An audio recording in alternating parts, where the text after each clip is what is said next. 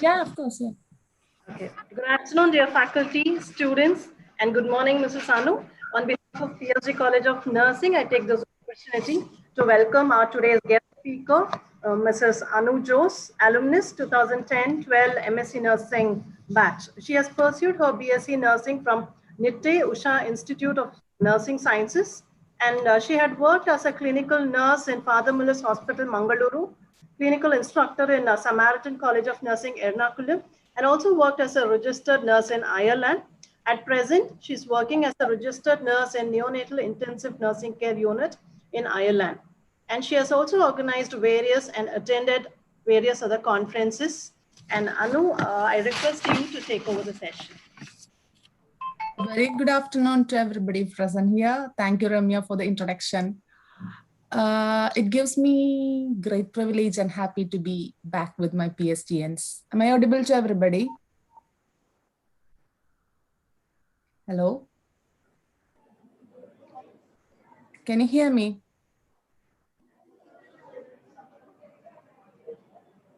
Yes, we can hear you. Okay. Please go ahead. So I don't need to give any more introduction about myself. It's to be honest, very happy to be with you, PSTNs. The classroom I was in almost 10 years back. So shall we move on to our topic today?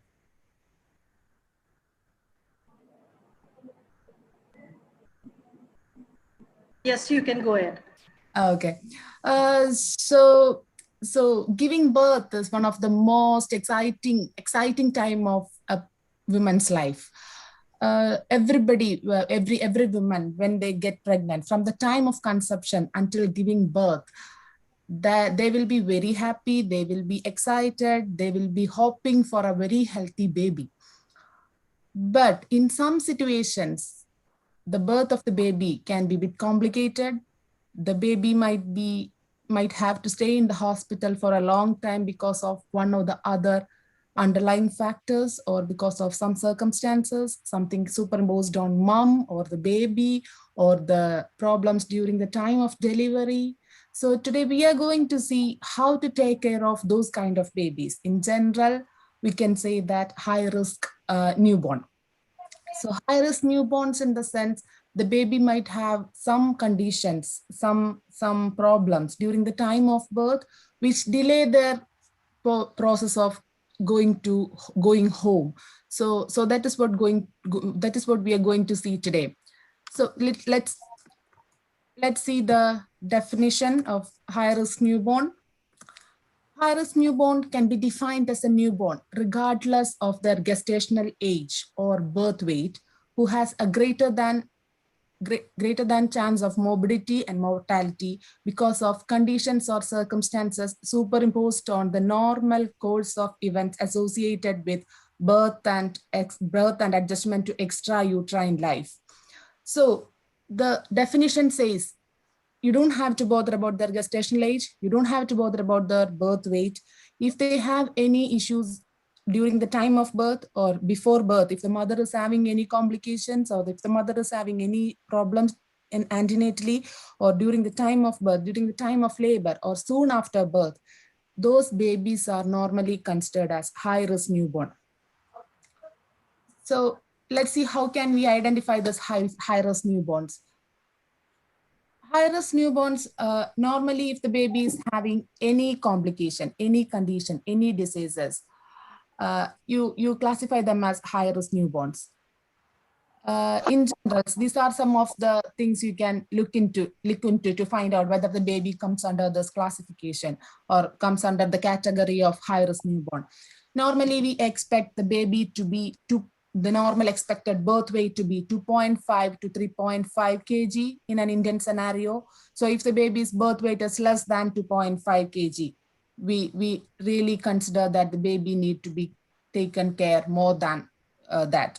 So, or if the baby's birth weight is less than 1,800 grams, and if their gestational age is less than 34 weeks. Also, usually we expect the baby to pass their meconium within 24 hours and urine within 48 hours after birth. So I would say we don't really have to wait for 48 hours. If the baby didn't pass meconium and urine within 24 hours of birth, the baby should be taken into consideration. Or usually soon after the birth, the baby should be able to start sucking as well as swallowing.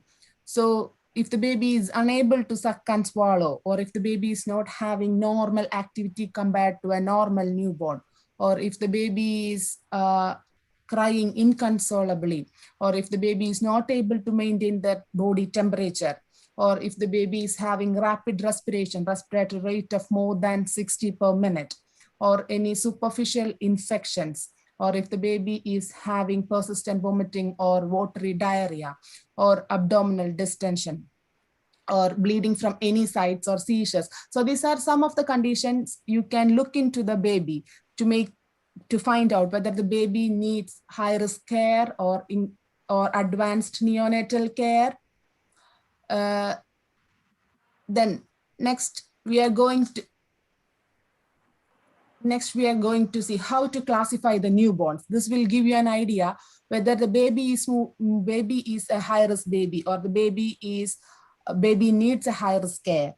So according the classification, the newborns are usually classified mainly based on their size, their gestational age, as well as their mortality. So according to size, the babies are usually classified as, I know you have gone through all these classes. You can keep your books and pens aside, just listen, that's it. According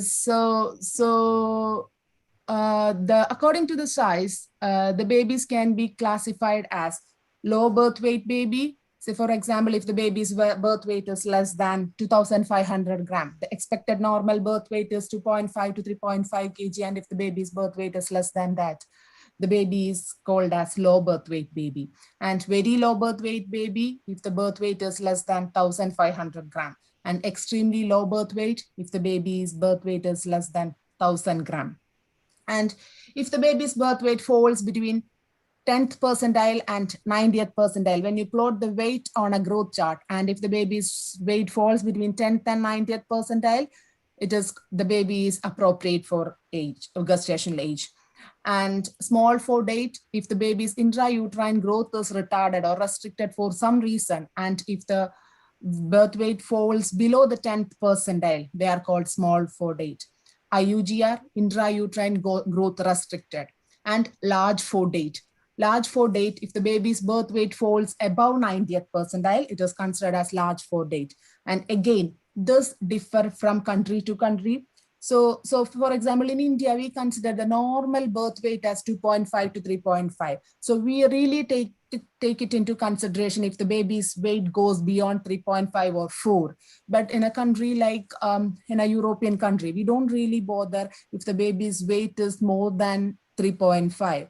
For example, like when I had my baby was almost 4.5 kg. But they didn't really bother about her weight because that is expected.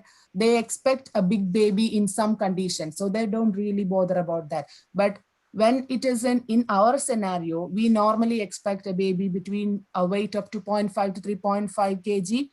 And this is how we classify according to that: low birth weight, very low birth weight, extremely low birth weight, appropriate for gestational age, small for date, IUGR, and large for date.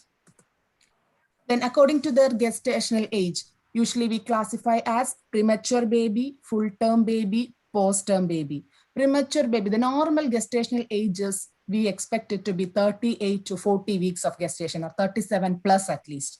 So if the baby is born before 37 weeks of gestation, the baby is considered as premature baby. If the baby is born from the beginning of 38 weeks to 42 weeks, the baby is a full-term baby. And if the baby is gone beyond 42 weeks of gestation, a baby is post-term baby. And according to the mortality, the death rate, live birth is birth in which the neonate manifest heartbeat, breaths, displays all the voluntary movement, a normal newborn.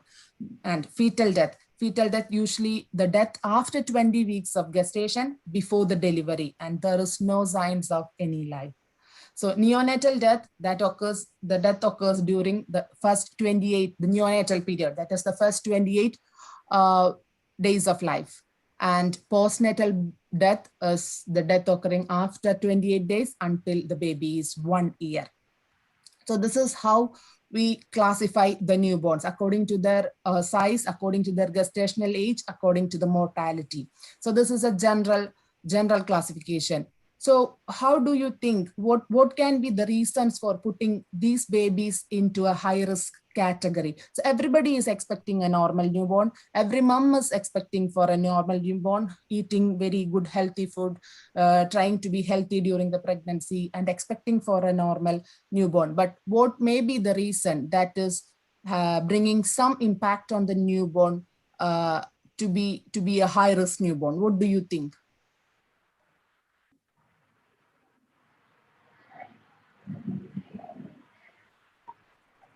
Anybody, any clue?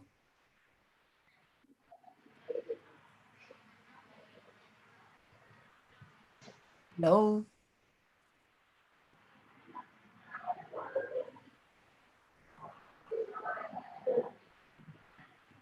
Nobody, nothing.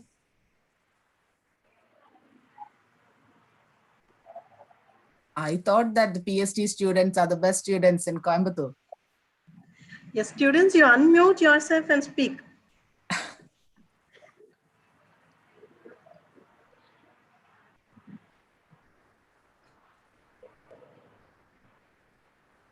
Anybody?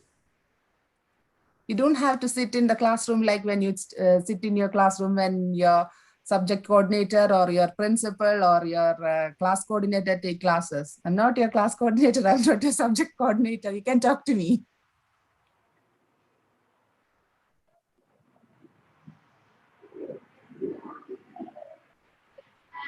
Okay. So the factors associated with high-risk newborn, we can usually categorize this under mainly four headings. The first one would be maternal characteristics, the problems with the mom.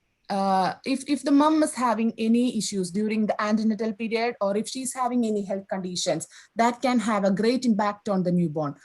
So first one would be the age of mother. If the mother is too young, say for example, less than 16 years of age, or if the mom is too old, I mean, not too old, but if the mom is an elderly lady, so like above 40 years of age, so that also can have an impact on the health of the newborn. So if the mom's age is above 40, they are at high risk of having babies with chromosomal abnormalities or big baby, or because of the decreased blood flow, intrauterine growth restriction, or blood loss.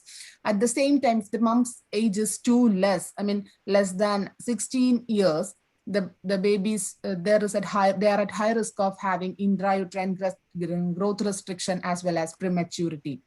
Then the second one would be personal factors, the factors that is typically, I mean, focused on the mom. If the mom is from a very poor background, she may not be able to have a good nutrition during the pregnancy, or she may be, if her living conditions are really bad, she may acquire some infections during the time of pregnancy, which all can result in intrauterine growth restriction and giving birth to a premature baby. Or if the mom is a smoker or an alcoholic.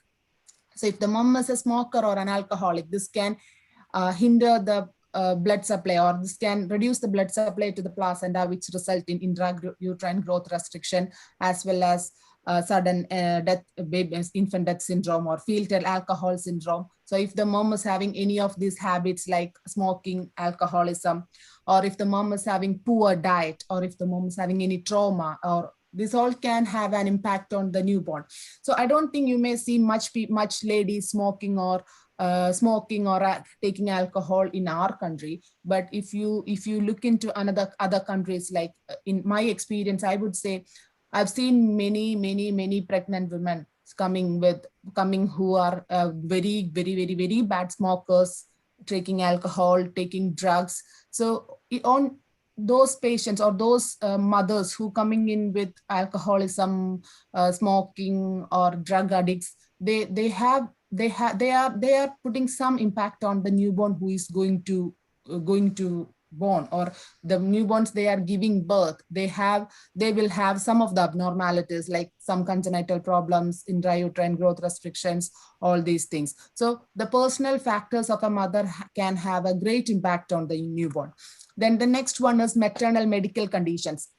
So if the mother is having some conditions during the pregnancy, say for example, like gestational diabetes. So if the mom is diabetic, surely the baby is going to be a big baby. Also, the baby will have respiratory distress syndrome because of the big baby. And also sometimes the baby can develop congenital abnormalities. So if the mother is having any medical conditions like gestational diabetes, thyroid, any heart disease, lung disease, whatever it is, any of the systemic diseases or any systemic diseases, or if the mother is taking any medicines, these all can have an impact on the newborn. So these all can put the baby into a high risk category.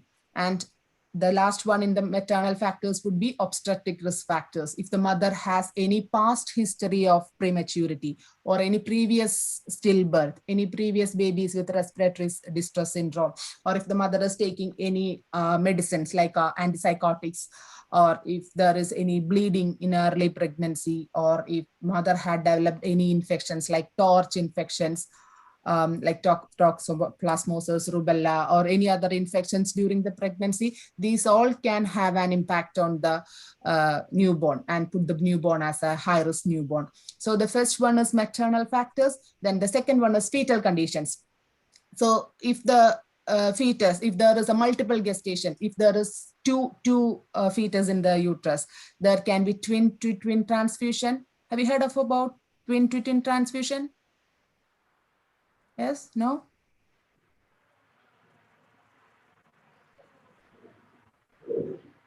Okay, so twin-to-twin transfusion in literal meaning, one baby will be taking everything and the other baby is not getting anything through the placenta because of the defect in the blood supply. So that is one condition in a fetal aspect when we look into it. And the other conditions are like intrauterine growth restriction, macrosomia. If the mom is having polyhydramnios or oligohydramnios, the baby might develop like anencephaly, omphalocele. I hope you are familiar with all these medical terms in pediatrics, gastroschisis. So if there is any conditions that the fetus develop, all those babies are also considered as high risk babies. And the conditions of labor and delivery, if the mother is going to premature labor, that is before the expected time of delivery, so that time the baby may develop respiratory distress syndrome. So what we do here in the clinical side is, if the mom is going to premature labor, we usually give mom corticosteroids in the antenatal period, so that the baby's lungs will be matured by the time the mom gives birth. Or sometimes if the mom is going to postpartum delivery after 42 weeks of gestation. So normally by 42 weeks of gestation, the baby is completely grown up and the baby may pass meconium inside the womb, and the baby might aspirate, resulting in meconium aspiration as well as asphyxia. And if the mom is having a rapid labor, which can result in a birth trauma or increased intracranial pressure resulting in increased intracranial hemorrhage, or prolonged labor or abnormal presentation. These all can have an effect when the baby passes through the birth canal. If the mom is having any of these kind of medical conditions or problems during the labor and delivery, that can also categorize the baby into a high risk category. Or C-section, or if the mom is taking obstetric analgesia like epidural analgesia, which brings about some complications, that can also put the baby into, because these medicines also can have an impact on the baby, so which put the babies into a high risk category. Then the last one would be immediately evident neonatal condition. The first one is a premature baby. So the baby is born before 37 completed weeks of gestation. So the baby is at high risk of developing respiratory distress syndrome. So the premature baby is one of the most common high risk babies. And soon after the birth, what we do? We check their Apgar score at 5 minutes as well as at 15 minutes. So if the Apgar score is low at 5 as well as 15 minutes, which helps us to find out the cardiac as well as other neurological functions of the newborn. So we have to consider those babies as well as high-risk newborn. And if the baby is pallor, shock, or if the foul-smelling amniotic fluid. So these are some of the conditions which put the babies into high-risk newborn. So the main factors associated with high risk newborn would be maternal factors, fetal factors, factors or conditions during labor, as well as immediate neonatal factors. So this was just an introduction to our topic. So next we are going to see how do we organize the high risk neonatal care. So I hope you might have learned about levels of NICU. Have you?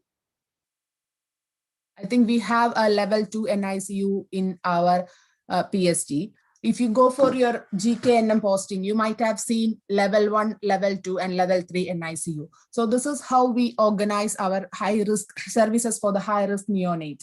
So level 1 facility, 80% of the newborn who are born just require a level 1 facility.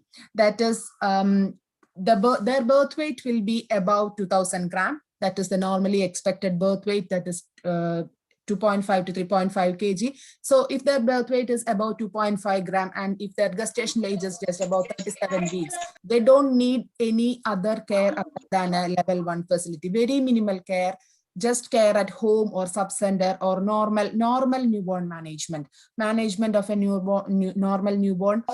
Just maintain the care at the time of birth, providing warmth, maintaining the temperature, maintaining aseptic technique. Soon after, put the baby to mom's breast to start or initiate breastfeeding. So that is like almost 80% of the newborns are like that. They are born normal, they don't have any complication, they just need level 1 facility. But about 15 to 20% of the newborns, they need level 2 facility.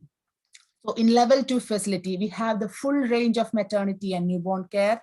Our level 2 facilities will be equipped with majority, we should be able to manage most of the maternal and neonatal complications. And the birth weight of, if the birth weight of the baby is between 1,500 to 2,000 gram and their gestational age is between 32 to 36 weeks, they should need a level 2 care. So in level 2 care, we have everything. We have the resuscitation equipments, thermoneural environment with the help of incubators, radiant warmers, as well as IV infusions, gavage feeding, phototherapy, exchange blood transfusion. Everything can be done in a level 2 setup.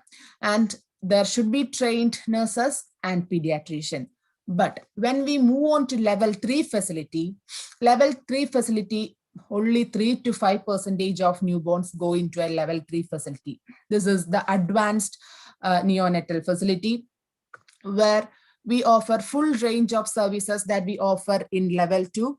At the same time, the level 3 facilities will be able to provide care for most complex neonatal complications. So this is the place where all the high-risk newborn who need very complex needs has to be put on. And this facility is equipped with everything: oxygen, supplemental oxygen, any suction facilities, or servo-controlled incubator, and if they need ventilator, if they need infusions, transcutaneous monitors, everything should be available in a level 3 facility. And usually the babies, if they are very extremely low birth weight babies, say for example, if their birth weight is less than 1,500 gram, as well as if their gestational age is 32 weeks, they will be put into level 3 facilities. And the difference from a level 2 and level 3, level 2, they just need pediatrician. But when it comes to level 3 facilities, you always need a neonatologist and specialized neonatal nurse. So depending upon the condition of the newborn, you categorize where the baby is supposed to go. So soon after the birth, we do the Apgar score. We find out how is the situation of the baby. We find out the history. Then we decide whether this baby need a level 2 or level 3 facility. So where I am working, I'm working in a level 2 NICU. So in our NICU, what we do is soon after the birth, we get the history in prior. So we know what is the situation of the mom, what is the situation of what is the child going to be. So we keep ready. If the baby's gestational age is above 32, we are ready to receive the baby. If the baby's gestational age is below 32 weeks, we always send the baby to a level 3 NICU so that they get the advanced care. So that is what level 1 level, how we organize and categorize the neonatal care, level 1, level 2, and level 3. Then how we are going to transport the newborn. So if you already know that the mom is at high risk, we can have intrauterine transfer, that is before birth. But if you don't know whether the baby is having any complications, sometimes soon after the birth, the baby might develop with some complications. So after that, after birth, what we do is we do incubator transportation. So this, I have put a picture in there, that is an incubator transportation. That is where we transport babies from one hospital to another hospital with this incubator transporter. So that is equipped with everything, whatever the baby need to maintain the body temperature, oxygenation, intubation, if she need, or if the baby need IV infusion, everything is set up in the incubator transport. And when we transport a baby to one hospital to another hospital, that transport team always go with a neonatologist, neonatal nurse, as well as a respiratory therapist. So that if anything happens in between, they will be able to take care of the newborn whom we are transporting. So depending upon the condition of the baby, we decide what level of care the baby need. And if the baby need a transport from a level 2, if the hospital doesn't have a level 2, level 3 care, we transport the baby from that level 2 NICU to level 3 care using the incubator transport. Okay, so next is, what is our role in taking care of a high risk newborn? So as of any patient care, our first role is to do the assessment. So when it comes to a newborn, the first assessment aspect is APGAR scoring. APGAR scoring should be done at 5 minutes as well as 15 minutes. It doesn't mean that only a registered nurse or a doctor can do the APGAR scoring. So if you have a detailed knowledge about APGAR scoring, you can do it. As a student, you can do the APGAR scoring. So APGAR score just evaluate the cardiopulmonary and neurological functions of the baby. So we get an idea what the baby's condition is going to be, or what are the factors we have to take into consideration when we care for this baby. Also, we have to constantly observe their vital signs, like connecting the baby to a pulse oximetry, and always temperature, to check their respiratory efforts, or also their respiratory saturations, as well as their heart rate should be monitored, and electrolytes as well as blood gases. So whatever we do, detailed ongoing newborn condition should be recorded, should be written in the nurse's records, so that gives a good idea for the person or the other team members to understand what is happening with the baby. Then systemic assessment. So the normal behavior, we know what are the normal newborn behaviors. So if the baby is having a change in the normal pattern, normal behavior, their activity, their oxygen saturation, if there is a variation in their vital signs. So for example, if their temperature is going above, what we consider here is if the baby's temperature go about 37.5 degrees Celsius, we just consider it as the baby is having slightly raising temperature. So if there is any variation in the vital signs or in the oxygen saturation, that should be taken into consideration. So after doing the assessment, we'll be able to know what is the condition of the newborn and what all care we have to give. So this picture gives you an overall idea about what are the things we have to assess. So in general characteristics, normally we expect the baby to be 2.5 to 3.5 kg, 48 to 53 centimeters, as well as normal head molding. So we have to look into the head to toe newborn assessment. Look into whether the baby is having caput succedaneum, head circumference, cephal hematoma, whether there is any bulging fontanelles or sunken fontanelles. These all factors gives us an idea about what is happening with the baby. So if the baby's head size is extremely very small, the baby may be having microcephaly, or if the baby's head size is extremely large or the head circumference is really big, the baby may be having increased ICP. And also we have to check the umbilical cord to find out whether there is 2 arteries and 1 vein. And lung maturation. And when it comes to respiratory system, start with the respiratory rate. If the baby's respiratory rate is very high, the baby may be having some underlying conditions, or the baby will be developing some respiratory complications, as well as the circulatory system. Whether the blood flow to the placenta is stopped, as well as in the heart, everything is closed, like ductus arteriosus or foramen ovale or ductus venosus. All these structures that has developed during the intrauterine period is closed, and whether there is normal pulmonary circulation, whether there is ectrocyanosis. So we have to assess all these things, as well as the Apgar score, to find out what type of care we have to provide to the newborn. So once we assessed all these, we also have to monitor all the physiological data. When we take care of a high-risk newborn, not only high-risk newborn, when we take care of a normal newborn also, the first aspect of care should be maintaining thermoneural temperature. So the normal newborn will be able to maintain thermoneural temperature with wrapping with a cotton cloth or putting the baby into mother's chest. But in case of a high-risk newborn, they won't be able to maintain their body temperature with this kind of things. They might need servo-controlled incubators. So that should be the first focus of care we provide to a high-risk newborn. Then keep on monitoring their TPR, temperature, pulse, and respiration. So whenever we connect a baby to a alarm system or a pulse oximeter, make sure that the alarm system is working.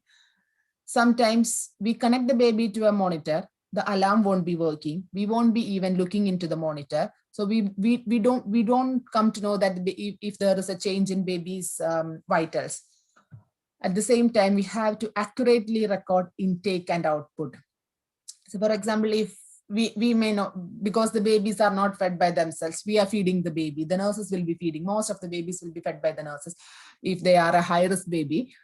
So we know what amount of fluid they are taking. But what about the output? We should have a strict intake output so that we know how much urine the baby has passed over the last 24 hours or last 48 hours, to make sure the baby have a balance between intake and output. So what we do in our clinical practices, here, I'm not quite sure what is happening in our country, because when I was a student, we used to have cotton clothes to wrap the baby around. So here what we do is every baby is wearing a nappy. So we measure the nappy before we put it onto the baby. And once the baby passes urine, we measure the nappy again. So we subtract the dry nappy's weight from the wet nappy's weight. So we know how much amount of urine the baby has passed. So that is what we practice in neonatal as well as in pediatrics. We always measure the dry nappy, then we put it onto the babies or the children, and we measure it after they have passed urine. So we get an exact amount of urine, about how much they have passed. At the same time, we have to do the blood investigation, the glucose, blood glucose, bilirubin, electrolytes, calcium, hematocrit, and gases. So the only difference I have seen from our country and here, our country, we wait for the doctors to say the glucose should be checked, bilirubin should be checked, gases should be checked. But in here, we make the decision. We, the nurses, make the decision. If we think the baby is a bit yellowish in color, we ourselves do a serum bilirubin. And if we think the baby is struggling for respiration, or if the saturation is dropping, we ourselves do a blood gas analysis. So we don't really wait for the doctors. So that is the main difference I have seen from our country and in here. But make sure that even if in our place, if you think the baby is going a bit yellowish, tell it to a senior nurse. See, the baby's color is changing. So you can bring it to them so that they will be also knowing that this is happening. Then these are the safety measures when you are having a high-risk newborn, not only high-risk newborn. If when you're handling a patient, if you're connecting them to a monitor, there may be chances of electrical hazard, inaccurate monitor function. So don't completely rely on the monitor. And if we are giving some infusions, there may be some changes or some erratic delivery rates in the infusion devices, inaccurate suction pressures. When you do suction, there may be some inaccurate suction pressure, which can have a very great pressure inside the respiratory system. And when the siblings and parents visit, if they mishandle the baby, also they can managing when they come in, if they don't wear the proper gowns and aprons, they can transfer some infections, or it can happen an injury. So when you take care of a high-risk newborn, you should be very vigilant looking into all of these aspects.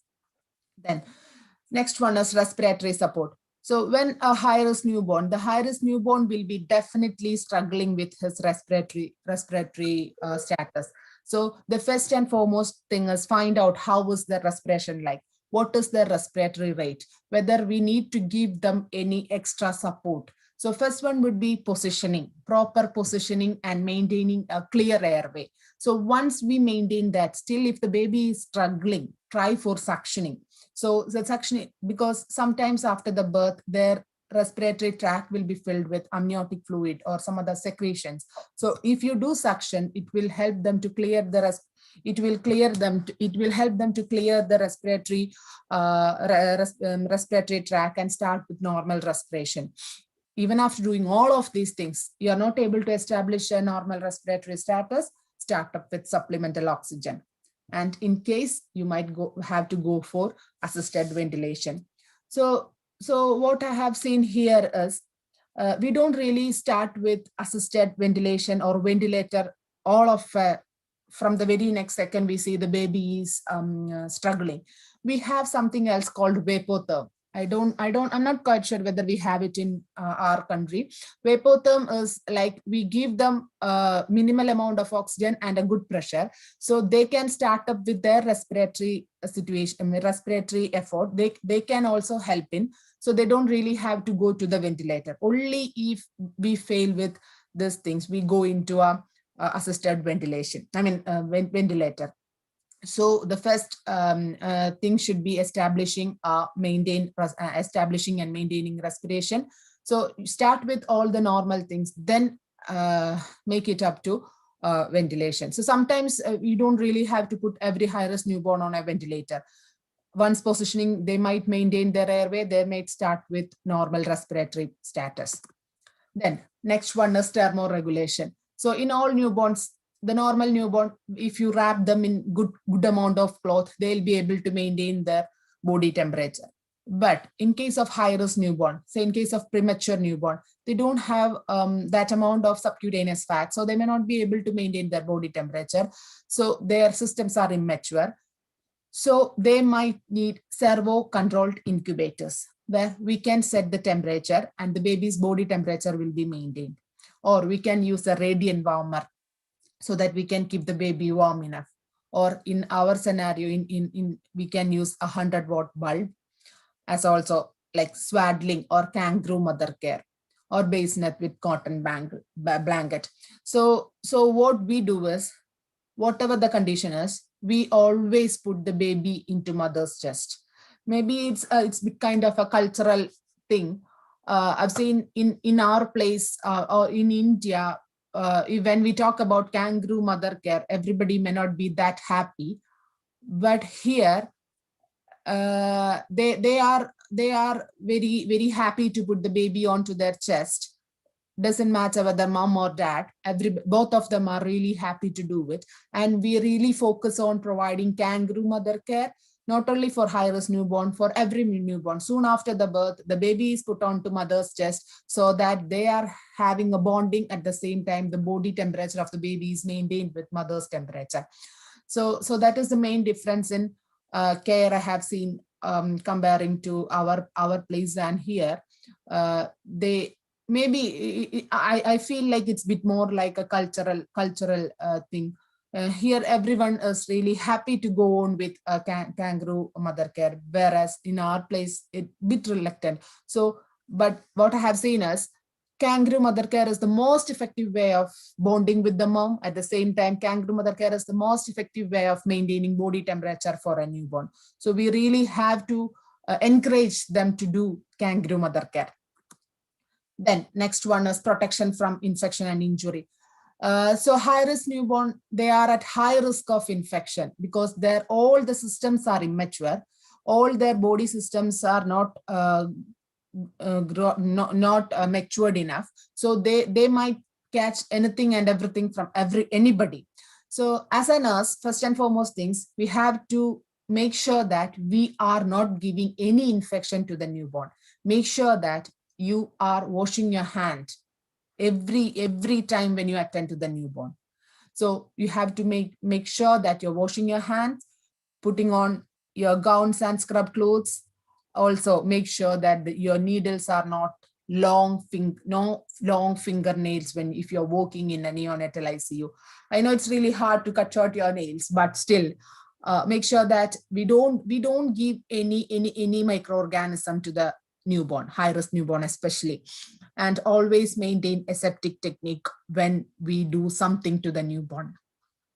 And administration of vitamin K, definitely soon after the birth, every newborn is given with vitamin K. And proper identification and screening test to detect various disorders. So what I have seen here is, so before we leave the hospital after delivery, the hearing test as well as the vision test will be done. At the same time, they do a blood spot test, which means at day 1 and day 5, they do a blood spot test, which can find out whether the baby has got any congenital abnormalities, congenital hyperthyroidism. All those screening tests would be done. So you will be visited by your midwife at home, and they take blood for all these tests.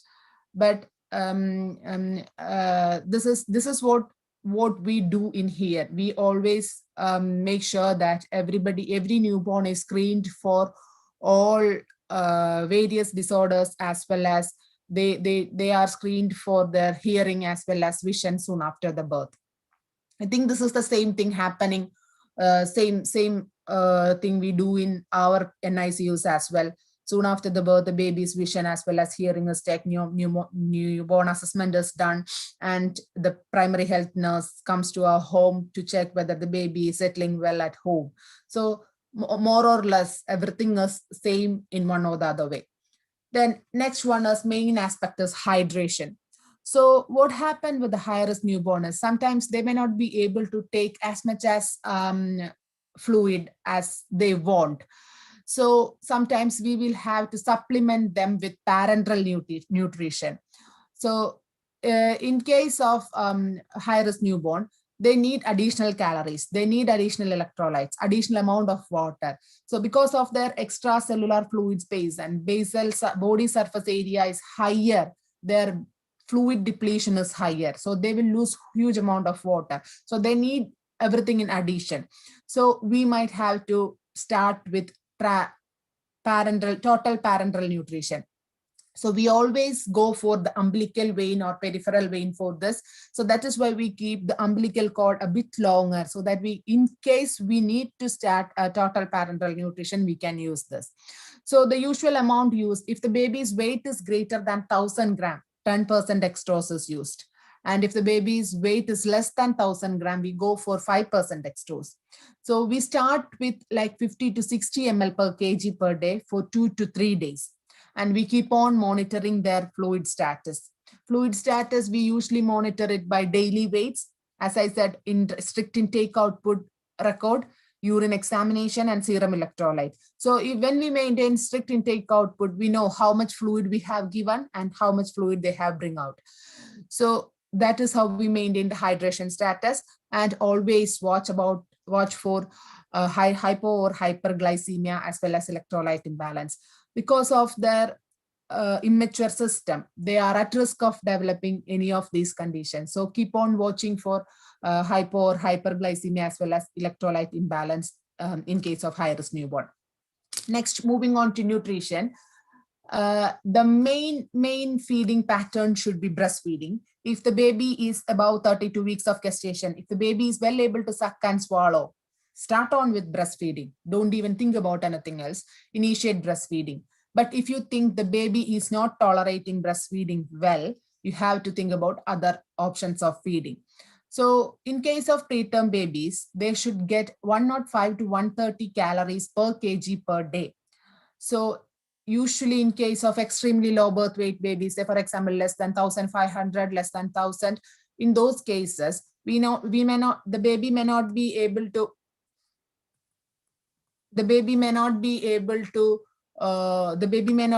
to take it by themselves. So we will have to supplement them with those feedings.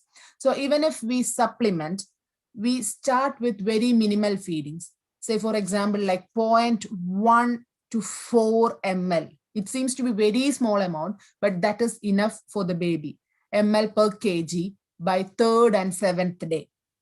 So why? Because this stimulate the gastrointestinal tract and prevent mucosal atrophy and subsequent enteral feeding difficulties. So then we keep on watching them. If they don't develop any necrotizing enterocolitis or any other feeding difficulties, we continue to increase the feed.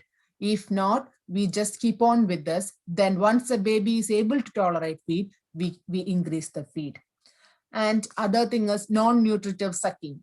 I have seen like non-nutritive sucking. It is not really, I don't think we really practice in India, but that seems to be really effective.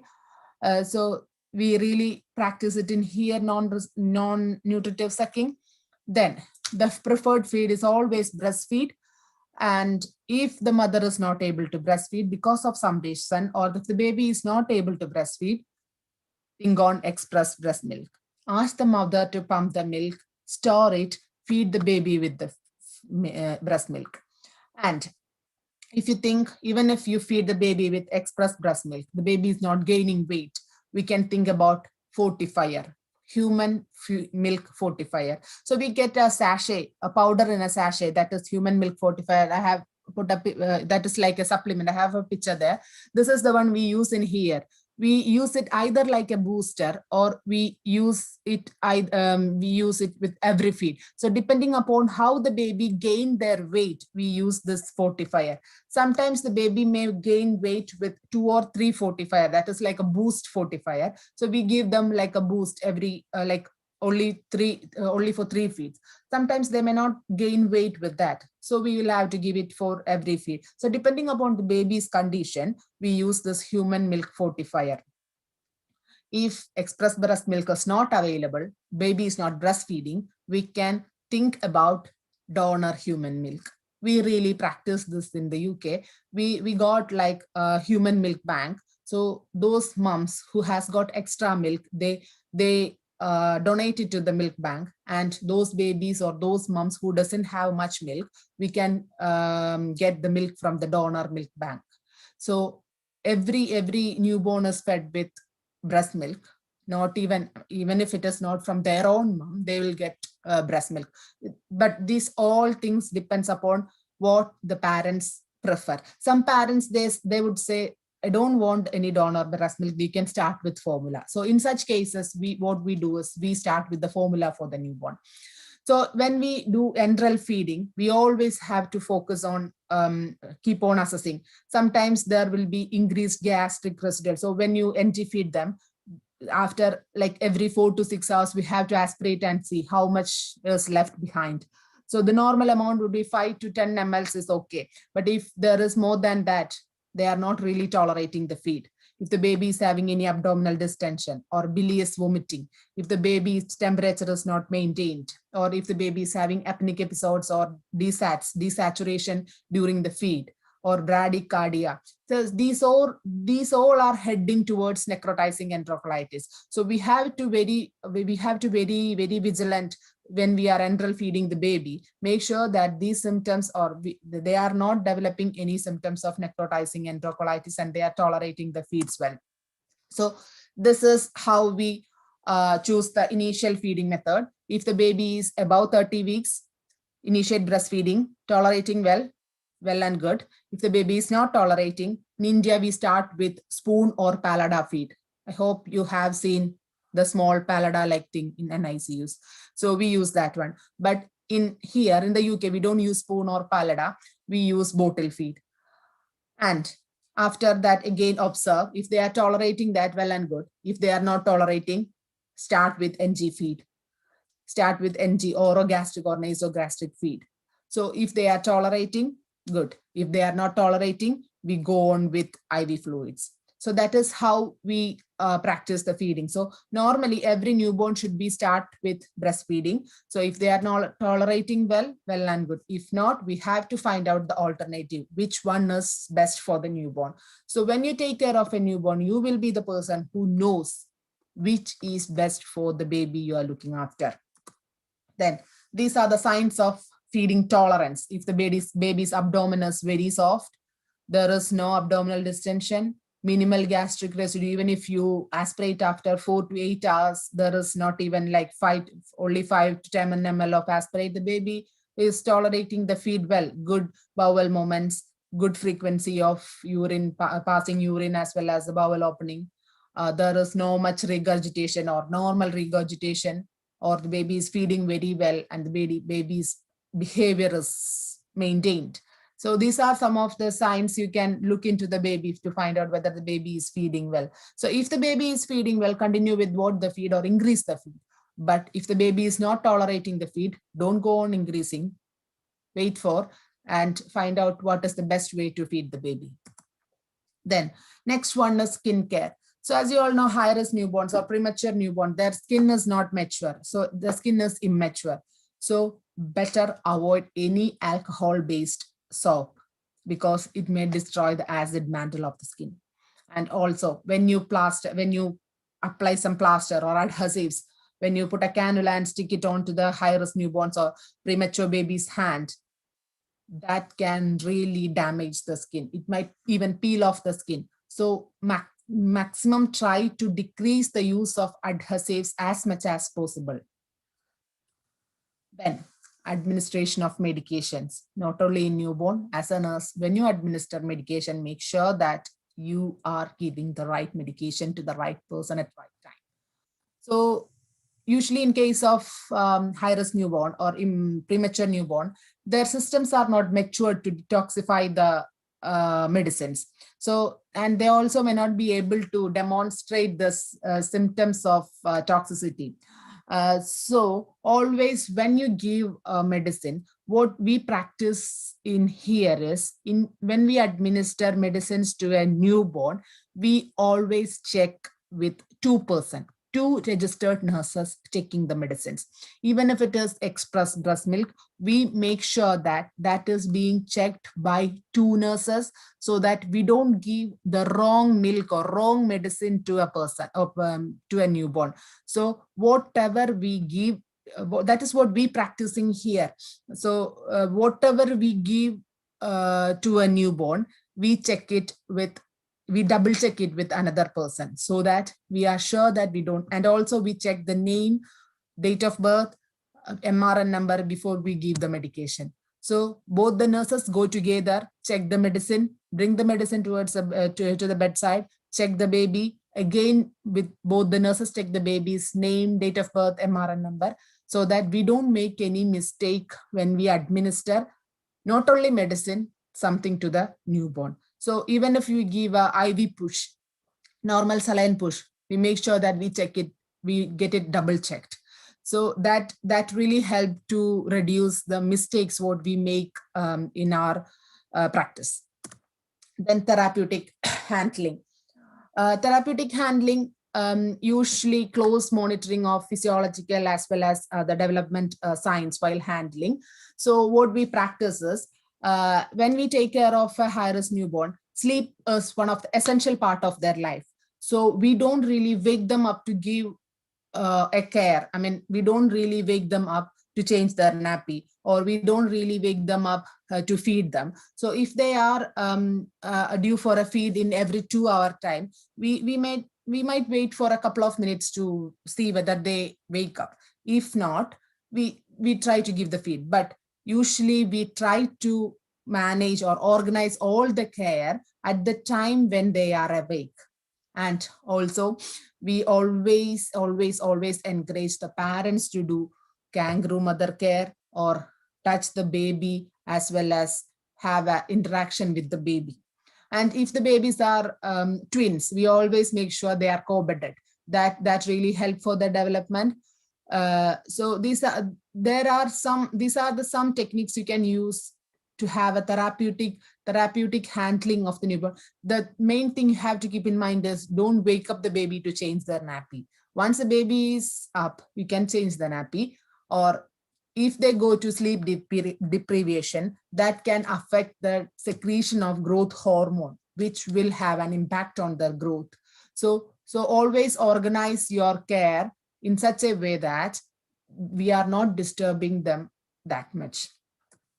And therapeutic positioning. So there are lots of positive sides for NICU care. At the same time, there are so much negative aspects as well. So the best position for a newborn is supine position. But in case of high-risk newborn, we will have to turn them one or the other way. So if you are turning the newborn, if you want to give them some tummy time or prone position, always use prone rolls. That is rolling the blanket and putting it underneath so that they are having a comfortable position. Their respiration is not hindered. They are able to maintain a normal respiratory status. So sometimes after a NICU care, some infants may develop some of the deformities like shoulder retraction, scapular adduction, because of the position we give them. So always, or lower extremity external rotation, or if the baby had ET intubation, there may be arching posture in infants, or because of the things we have attached. So always make sure that we are not giving any of these kind of effect on the newborn. Make sure we are positioning them in a proper position so that they have a good posture when they grow up. And the last thing would be facilitating parent-child relationship.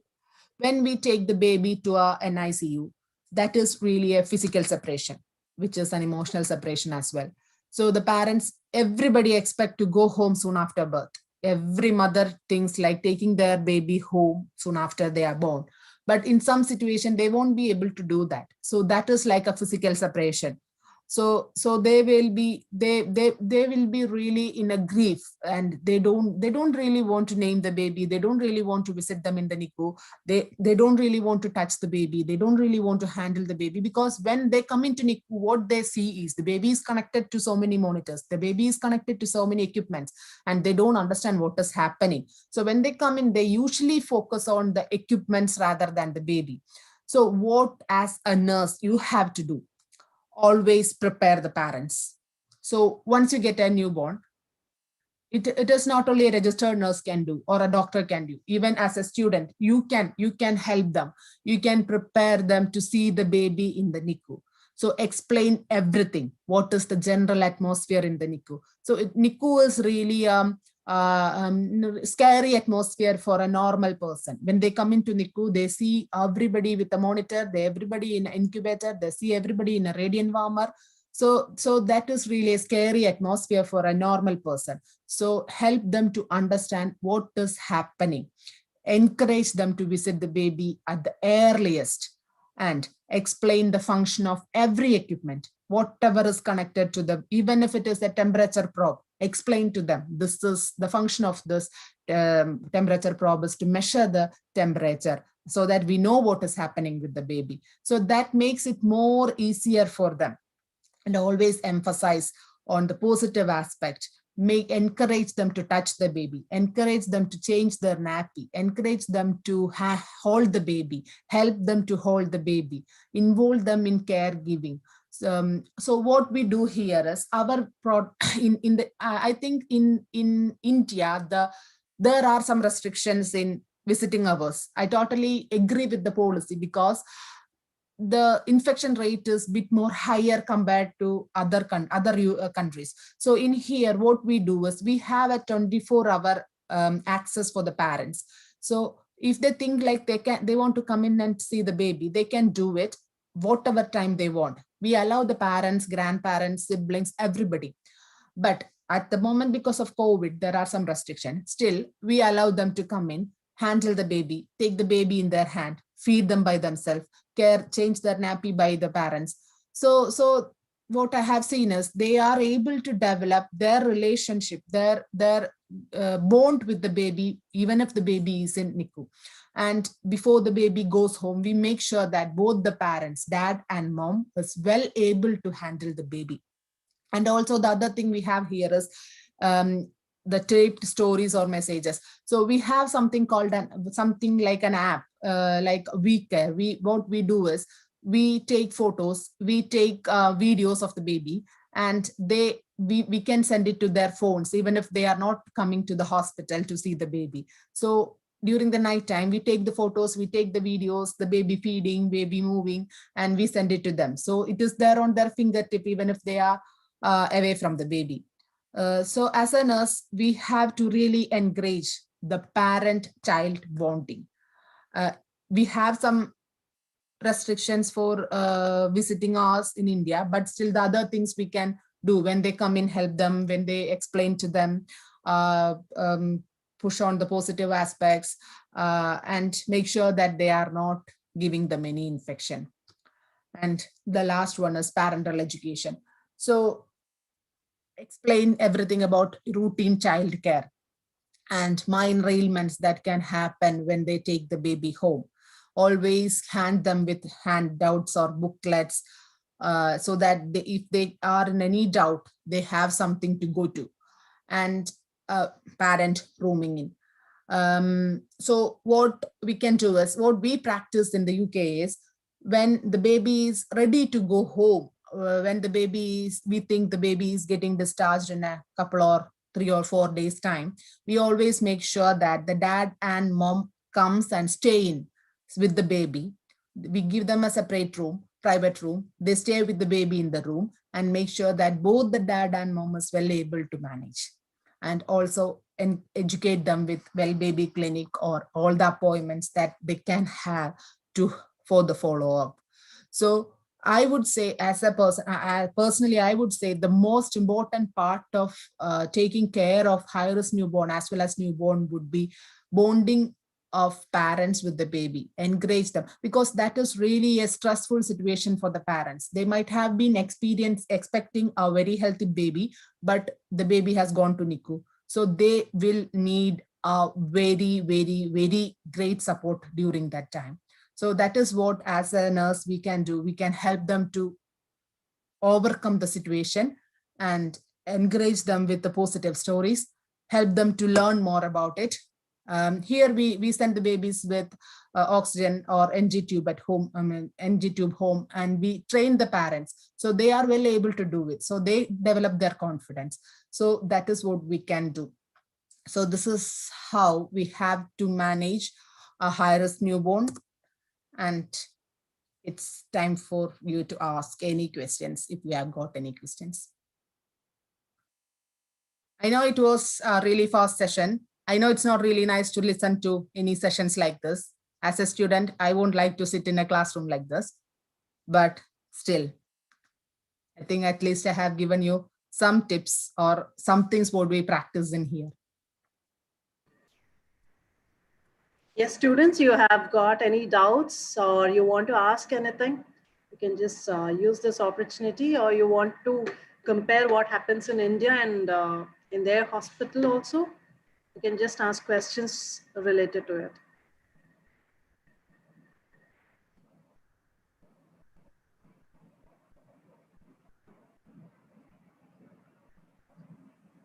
Yes, students, you can unmute yourself and speak.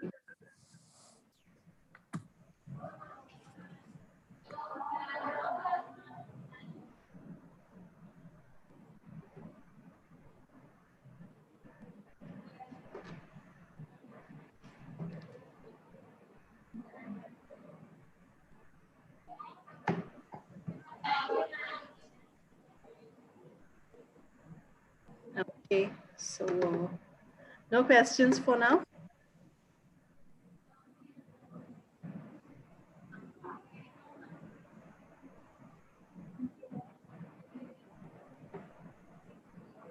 You don't have to be very scared to ask anything, or you don't have to be hesitant. Even if I don't know the answer, I'll find out and pass it on to Rosalind ma'am or Remya.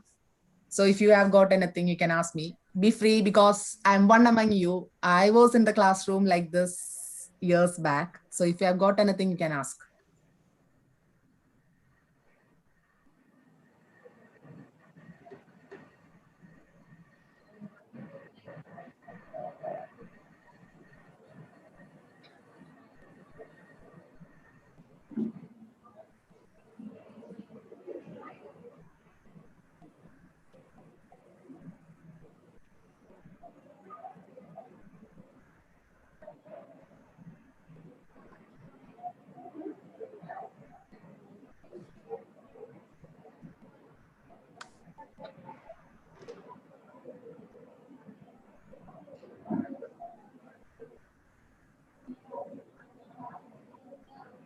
If there's no question, so shall we wind up?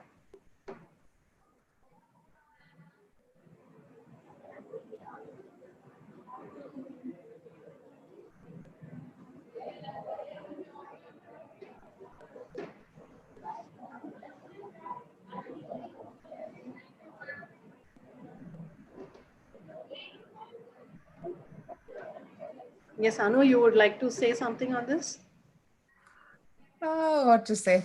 Thank you so much for giving this opportunity. I feel like I'm back in my classroom, to be honest. You don't really understand when you are in the campus how much it valued. But when you are out of the campus, I was only there for 2 years, but the memories PSD has given me, the faculty has given me, or the opportunities I got in PSD, I would say it is immeasurable, to be honest. You won't realize when you are in PSD but once you're out of PSD and you look for a job in India or anywhere, you'll really realize what is PSD is. So I have lots and lots of memories in PSD. I'm really thankful to everybody who is organizing this, because this gives us an opportunity to come back to our classroom where we were and what we are now. So it gives a great opportunity for us to come back to see everybody. I mean, the place where we were. So thank you so much, Ramya, for giving me this opportunity. Thank you. That was really nice, Anu. Even we were really thankful that you gave such an informative session, and we were able to see what happens in your hospital as well. So a lot of new things which even I have learned, like bottle feeding for the infant and all were new. Here we don't. Yeah, the main difference I feel is here we really focus on family-centered care. We bring the parents. We always have the parents, but I know that in our hospital we don't do that. No, we don't have. We don't really allow them to visit. We have, because there are some reasons behind that as well. The infection rate, they can bring us very higher than here. So that is the main thing I would say. And the main thing would be communication. Even if we don't do anything, we always communicate with the parents. So that gives them courage. So even I have seen babies born at 23 weeks and they are going out of the hospital very healthy. So that is the difference. So it's like more thing. I would say the most important part of neonatal care would be supporting the family. So anyway, thank you so much for this opportunity, Ramya. Thank you, Anu. On behalf of PSG College of Nursing, I thank Anu in spite of her busy schedule, even having a little baby who keeps her on the toes. She readily agreed to do the session. Thank you so much, Anu. Thank you.